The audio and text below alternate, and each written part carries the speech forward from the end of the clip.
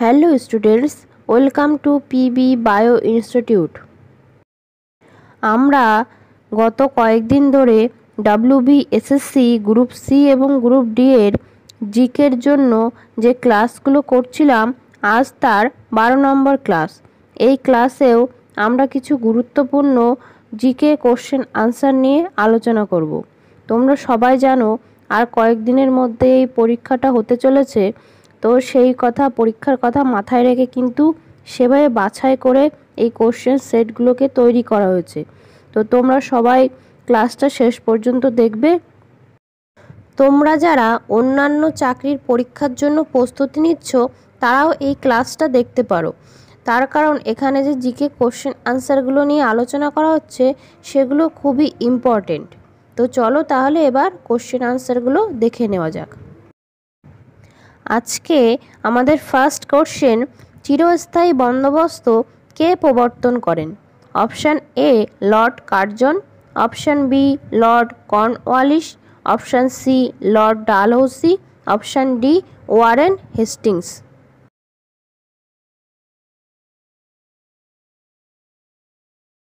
এখানে আমাদের অ্যান্সার হবে option B Lord Cornwallis.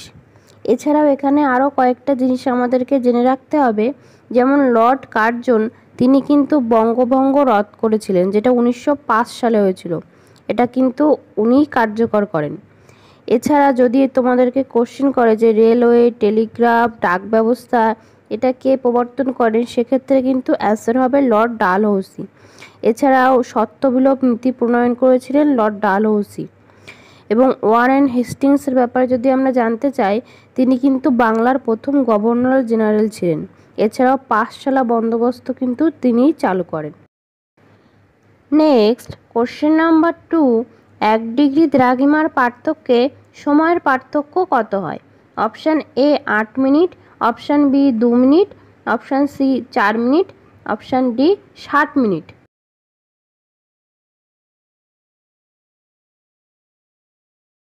Answer option C 4 minute. Next question number 3, কেন্দ্রীয় ধান গবেষণা কেন্দ্র কোথায় অবস্থিত?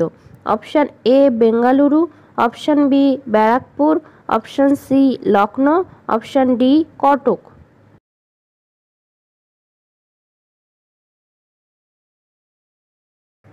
Answer option D Cuttack. এছাড়া অন্য অপশানগুলো যদি আমরা দেখি, তাহলে বেঙ্গালুরুতে আছে ইন্ডিয়ান স্পেস রিসার্চ অর্গানাইজেশন মানে ইসরো এর সদর দপ্তর। তাছাড়া ব্যারাকপুরে আছে কেন্দ্রীয় ফিশারি রিসার্চ ইনস্টিটিউট। এছাড়া লখনৌতে আছে কেন্দ্রীয় আখ গবেষণা কেন্দ্র। নেক্সট কোশ্চেন নম্বর 4, বিহু কোন রাজ্যের ঐতিহ্যবাহী নৃত্য? Option A Uttar Pradesh, option B Assam, option C Kerala, option D Tamil Nadu.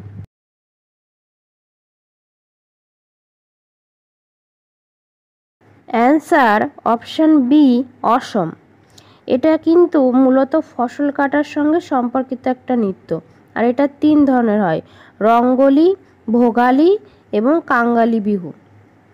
এছাড়া এই নৃত্যের উপর থেকে কিন্তু আরও কয়েকটা কোশ্চেন পরীক্ষায় বারবার আসে। সেগুলো হচ্ছে উত্তরপ্রদেশ বললে কিন্তু কত্থক, কেরল কথাকলি, আর তামিলনাড়ু হচ্ছে ভারতনাট্যম। নেক্সট কোশ্চেন নাম্বার 5, ভারতের প্রথম কৃত্রিম উপগ্রহ এর নাম কি? Option A Prithvi, option B Agni, option C Aryabhata, option D Trishul.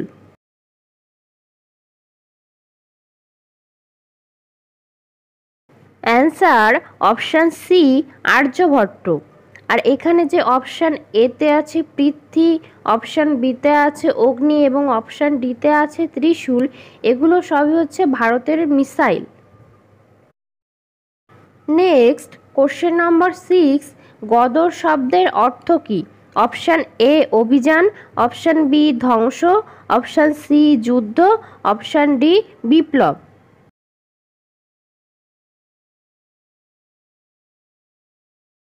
Answer option D বিপ্লব। নেক্সট কোশ্চেন নাম্বার 7, কাকে সংকটকালীন হরমোন বলা হয়? Option A ACTH, option B thyroxine, option C adrenaline, option D STH.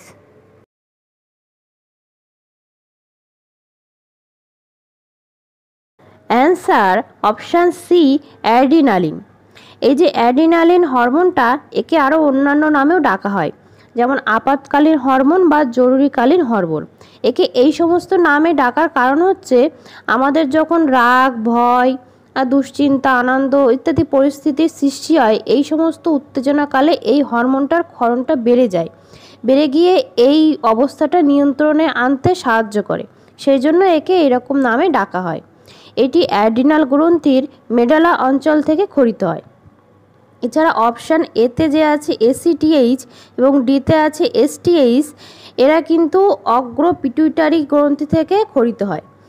আর এদের ফুল ফর্ম হচ্ছে, এসিটিএস এর ফুল ফর্ম হচ্ছে অ্যাডিনোকোট্রিকোট্রপিক হরমোন, এসটিএইচ এর ফুল ফর্ম হচ্ছে সোমাটোট্রপিক হরমোন। এই এসটিএইচকে অপর আরেকটা নামেও ডাকা হয়, সেটা হচ্ছে জিএইচ বা গ্রোথ হরমোন। এসিটিএইচ এর যদি অধিক ক্ষরণ হয় তাহলে কুশিং বর্ণিত লক্ষণ দেখা দেয়, এবং এসটিএইচ এর যদি কম ক্ষরণ হয় তাহলে বামনত্ব, এবং অধিক ক্ষরণ হলে অতিকায়ত্ব বা অ্যাক্রোমেগালি এই অসুখটা দেখা দেয়। অপশান বিতে যে আছে থাইরক্সিন, এটি থাইরয়েড গ্রন্থি থেকে ক্ষরিত একটি হরমোন। এই হরমোনের যদি কম ক্ষরণ হয় তাহলে শিশুদের ক্ষেত্রে ক্রেটিনিজম এবং প্রাপ্ত বয়স্কদের ক্ষেত্রে মিক্সডিমা রোগ হয়। তাছাড়া এর অধিক ক্ষরণে গয়টার বা গলগণ্ড রোগ এটা হয়।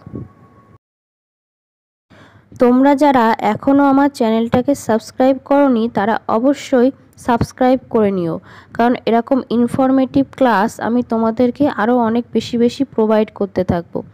এছাড়া এই ক্লাসটাকে অবশ্যই শেয়ার করে দিও এবং একটা লাইক করো ও কমেন্ট করে জানিও যে ক্লাসটা তোমাদের কেমন লেগেছে, কারণ তাহলে আমরা খুবই মোটিভেট হই ক্লাসটা নেওয়ার জন্য। নেক্সট কোশ্চেন নাম্বার 8, একটি অর্ধপরিবাহী হলো অপশান এ অভ্র, অপশান বি কাঠ, option C silicon, option D কাঁচ।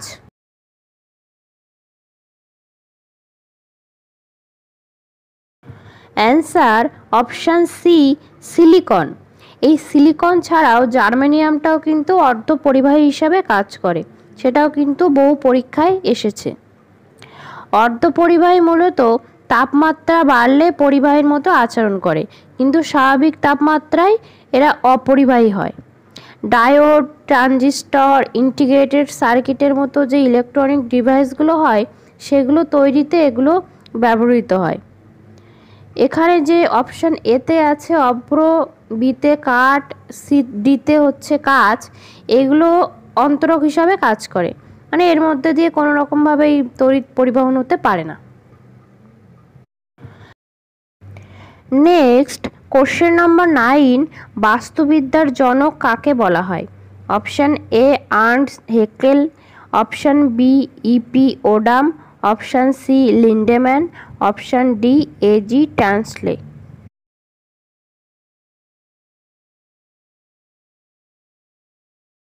Answer option A Ernst Haeckel.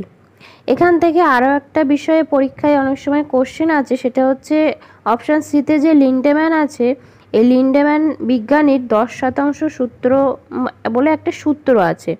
তো সেই সূত্র অনুযায়ী বাস্তুতন্ত্রের যে শক্তির প্রবাহটা হয়, মানে প্রথম শ্রেণীর খাদক থেকে দ্বিতীয় শ্রেণীর, তৃতীয় শ্রেণীর বা সর্বোচ্চ শ্রেণীর খাদকে, সেখানটা আমরা যে শক্তির প্রবাহটা লক্ষ্য করব সেটা এরকম হবে যে শক্তি প্রবাহের প্রতিটা খাদ্য স্তরে জীব যে পরিমাণ খাদ্য গ্রহণ করে তার মাত্র 10% জীবদের দেহ গঠনে ব্যবহৃত হয়। একটা এক্সাম্পল হিসেবে যদি আমরা দেখি, তো একটা হরিণ যদি 100 কেজি ঘাস খায় তাহলে তার 10% অর্থাৎ 10 কেজি তার দেহ গঠনে কাজে লাগবে। আবার কোনো বাঘ যদি ওই হরিণের 10 কেজি মাংস খায় তবে তার 10% অর্থাৎ 1 কেজি সেই বাঘটার দেহ গঠনে ব্যবহৃত হবে। Next question number 10, oil of vitriol কাকে বলা হয়? Option A nitric acid, option B sulphuric acid, option C hydrochloric acid, option D potassium permanganate.